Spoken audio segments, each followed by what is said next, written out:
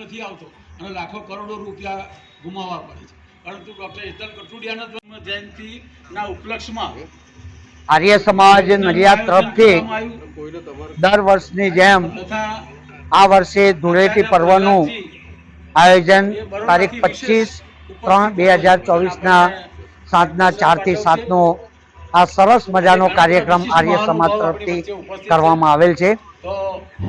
આર્ય સમાજ વૈદિક ધર્મ અને યજ્ઞને મોટું મહત્વ આપે છે.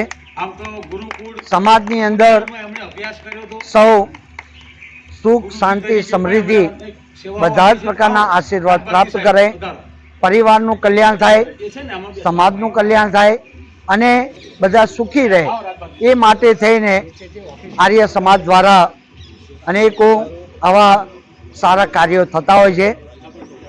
અહીંયા જે આ વૈદિક યજ્ઞ છે એની ઘણી બધી આપણે સામગ્રી રૂપે 70 થી 80 પ્રકારની ઔષધિઓથી આપણે આ યજ્ઞમાં આહુતિ આપી સૌનું સ્વાસ્થ્ય સારું રહે એ હું મંગલ કામના કરું છું. ઓમ શાંતિ. ઘણા બધા સામાજિક અને ઘણા બધા આર્ય જે પર્વો હોય છે એ પર્વો આપણે અહીંયા આગળ હર્ષ અને ઉલ્લાસથી આપણે અહીંયા મનાવીએ છીએ. તો એની સાથે આજે અહીંયા બેસીને આપણો આ યજ્ઞ સંપન્ન કર્યો છે. શ્રદ્ધા અને ભાવ રાખીને આપણો આ યજ્ઞ સંપૂર્ણપણે પૂર્ણ થયો છે. હવે પૂર્ણાહુતિના મંત્રોથી આપણે અહીંયા આગળ આ યજ્ઞને પૂર્ણ કરીશું. ઓમ યજ્ઞાગ્રતો દૂરમુદયતિ દેવમ તદો સુપ્તસ્તથે દૂરમ ગમમ જ્યોતિષામ જ્યોતિરેકમ તન્મે મનઃ શિવ સંકલ્પમસ્તુ. ઓમ સુસારથે રસ્વાની વયન મનુષ્યાને નીયતે બેસુર્વિર્વા જીનૈવ રત્વજિષ્ટમ યદજિરમ જવિષ્ટમ તન્મે મનઃ શિવ સંકલ્પ. બોલો યજ્ઞનારાયણ ભગવાન કી જય. ઘી લઈ લીધું, ઘીની તપેલી લઈ લો. હવે ઘીની ધાર કરવાની છે. ઓમ વસો પવિત્રમસી ઊંચો હાથ રાખો. ઓમ વસો પવિત્રમસી સતદાનમ વસો પવિત્રમસી સહસ્રદાનમ દેવસ્વા સવિતા પુનાતો વસો પવિત્રેણ સતદારેણ સુત્વા કામ દોક્ષ.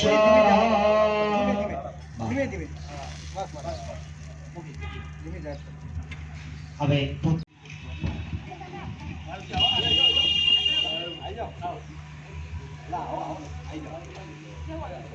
આવી જાઓ.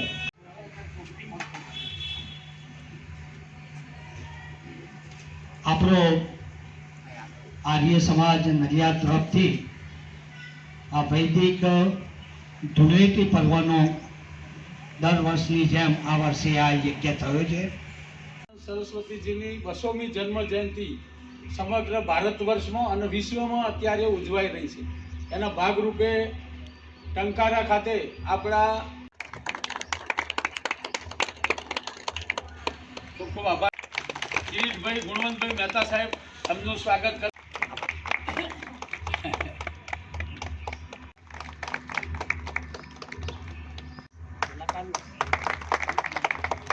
મનુભાઈ બેનાવ હિંમતભાઈ દાવડા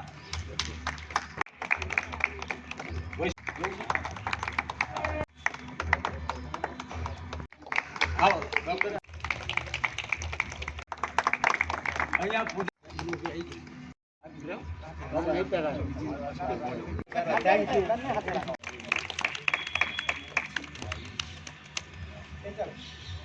व्यसनों से हमको नाथ बचा लीजिए, मंगलमय गुण कर्म पदार्थ प्रेम सिंधु हमको दीजिए.